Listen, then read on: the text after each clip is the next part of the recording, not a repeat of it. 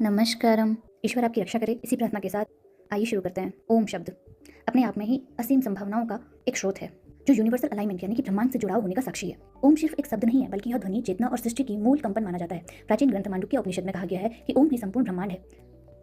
ओम 3 ध्वनियों से मिलकर बना है। ओ जिसका मतलब है सृष्टि, द क्रिएशन। उ जिसका मतलब है पालन, और माह मतलब लय, डिसोल्यूशन। इससे भी परे एक और होती है चेतना, जिसे कहा जाता है साइलेंस यानी कि तुरीय अवस्था यानी कि शुद्ध चेतना जो होती है बियॉन्ड द माइंड। यह 3 अवस्थाओं से भी जुड़ा होता है। पहला है जागृत अवेक, दूसरा है स्वप्न ड्रीम, तीसरा है सुसुप्ति डीप स्लीप। जागृत अवस्था, स्वप्न अवस्था, सुसुप्ति डीप स्लीप जहाँ हीलिंग होती है, और इससे भी परे एक स्थिति होती है जिसे कहा जाता है तुरीय, प्योर कॉन्शियसनेस। और ये बहुत खास होती है और इसे कभी आगे की वीडियोस में हम डिस्कस करते हुए नजर आएंगे। जब हम ओम जपते हैं तो हमारा जो इंडिविजुअल सेल्फ होता है वो यूनिवर्स सेल्फ में मर्ज हो जाता है, यानी हम यूनिवर्स से सीधे सीधे अलाइन हो जाते हैं। कई ऐसे सोर्सेस हैं जहां ओम की डिफरेंट मीनिंग बताई गई है, जैसे उपनिषदों में कॉन्शियसनेस यानी चेतना, गीता में ईश्वर, योग सूत्र में इसे एक ध्यान करने का टूल, और टिप्पणी वाली बुक्स में इसको एनर्जी, ऊर्जा और क्रिएशन बोला गया है। ये सब ओम के अलग अलग रूप के वर्णन है। ओम जपने के बहुत सारे फायदे होते हैं। बेनिफिट्स ऑफ ओम चैंटिंग, जैसे कि ओम जपने से दिमाग शांत होने लगता है, इमोशंस अच्छे होने लगते हैं, और जो इमोशंस हैं उनकी फ्रीक्वेंसी भी अच्छी होने लगती है। हम देखते हैं कि हमारी बॉडी में हर इमोशन अपनी अलग अलग फ्रीक्वेंसी लेते हुए चलता है, जो इतना स्ट्रॉन्ग होता है कि हमारी रियलिटी को चेंज करने की कैपेबिलिटी रखता है अपने आप में। आगे हम देखेंगे कि ओम जाप करने से हमारी बॉडी में पैरासिम्पैथेटिक सिस्टम एक्टिवेट हो जाता है। हमारी बॉडी 2 मोड्स में काम करती है, सिंपैथेटिक जिसमें कि डर और सर्वाइवल करने का काम होता है, दूसरा होता है पैरासिम्पैथेटिक मोड जिसमें कि हीलिंग और ग्रोथ की चीजें चलती हैं। और इन दोनों का ब्रिज होता है वेगस नर्व, जो इन दोनों को जोड़ रहा होता है। और ओम चैंटिंग करने से यही वेगस नर्व जो है वो ज़्यादा मजबूत होने लगती है, और इसका जो सिस्टम है वो इंप्रूव होने से हार्ट रिदम, इमोशनल बैलेंस और एनर्जी, सस्टेनेबल एनर्जी के रूप में हमें मिलने लगती है।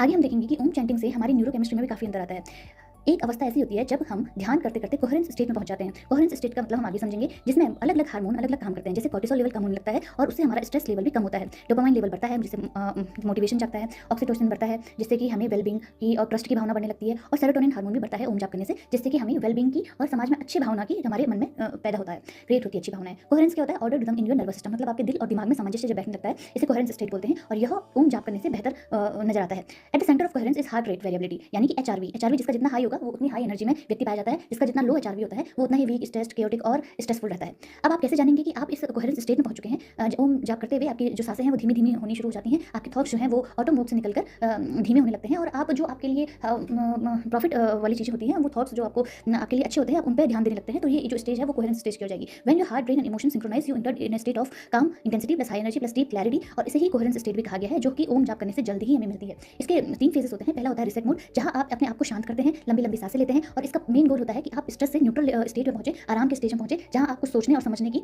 स्थिति में आ पाए। तो जो पहला फेज होता है इसका रिसेट फेज होता है, और इसे डीप इनहेल और एक्सहेल करके पाया जाता है। फेज 2 होता है जनरेट मोड। इसमें आप कोई भी आपकी लविंग मेमोरी जो है, कोई रियल मेमोरी जो आपको खुशी देती है, आप उसके बारे में सोचते हैं, समझते हैं और उसे फील करने लगते हैं। इसमें सिर्फ सोचना नहीं होता है, इसमें फील करना होता है। और जब आप उस चीज को फील करने लगते हैं, उस इमोशंस आपके मन में जागृत होने लगते हैं, तो ये फेज कहलाई जाती है जनरेट फेज। इसके बाद तीसरी फेज आती है जहां हम अपने कोहेरेंस फेज को देखते हैं कि ये परफॉर्मेंस में तब्दील होने लगती है। इसमें जैसे ये तब्दील कोहेरेंस फेज परफॉर्मेंस लेवल पर बढ़ती है, तो आप देखते हो कि आप प्रॉब्लम सॉल्विंग स्किल्स में ज्यादा बेहतर हो जाते हो, आपका एनर्जी लेवल हाई हो जाता है, डिसीजन मेकिंग करने में आपको कोई दिक्कत नहीं आती, और आपका स्टडी करते समय फोकस लेवल काफी हाई होता है, विल पावर आपका बढ़ने लगता है। और इसे ही कोहेरेंस फेज कहा जाता है, कि जो जिसका मतलब है कि सिंक्रोनाइज्ड न्यूरल एक्टिविटी, ये ट्रेन आप अपनी सांसों से ट्रेन कर सकते हैं। अटेंशन इसमें आपको बढ़ती हुई नजर आएगी, इमोशंस आपको काम दिखेंगे, फोकस और आप बेटर डिसीजन करेंगे। ब्रेन कोहेरेंस का मतलब है कि आपके दिमाग के अलग अलग हिस्से एक तालमेल में काम कर रहे हैं, तब यह तालमेल अच्छा होता है, तो सोच स्पष्ट होती है, निर्णय बेहतर होते हैं और मानसिक ऊर्जा स्थिर होती है। ओम जाप करने के ये फायदे हैं कि आपके दिमाग में लगातार जो इलेक्ट्रिकल वेव्स चल रही होती हैं, वो वेव्स अलग अलग हिस्सों में जैसी लय में आ जाती हैं, तो उसे कोहेरेंस कहा जाता है। ओम जाप करने का ये बहुत ही अच्छा फायदा है। हमारा जो जुड़ा होता है वो जुड़ा होता है न्यूरल सिंक्रोनी से, और जिसे मापा जाता है ईईजी से। इसमें हमारा प्रीफ्रंटल कॉर्टेक्स जो दिमाग का हिस्सा है वो जुड़ा होता है, और जो कि काम करता है प्लानिंग करने में और डिसीजन मेकिंग में, क्योंकि हमारे ब्रेन में अलग अलग वेव्स चल रही होती है, जैसे beta waves, theta waves, gamma waves, जो अलग अलग कार्य करती हैं। जैसे बीटा वेव्स होता है आपकी अच्छी नींद।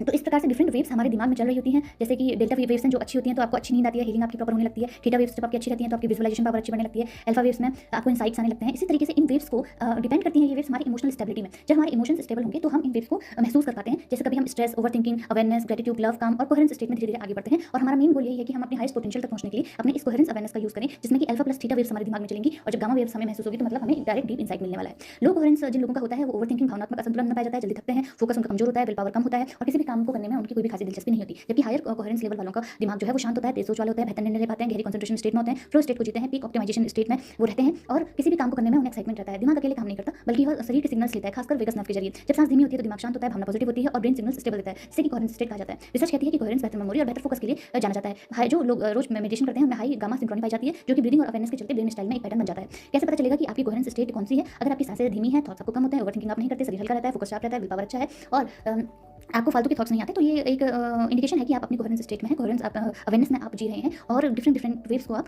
महसूस कर पा रहे हैं। ओम जाप करने से हम इसी स्टेज को पाते हैं। अतः आप गाइडेंस में ओम जाप करना सीखिए, किसी से जो सिखाते हो, जिन्हें इसका ज्ञान हो, और आप ओम जाप करने की जो प्रक्रिया है उसे शुरू करिए। देखिए कि आप ब्रह्मांड से किस तरीके से अलाइन होते हैं।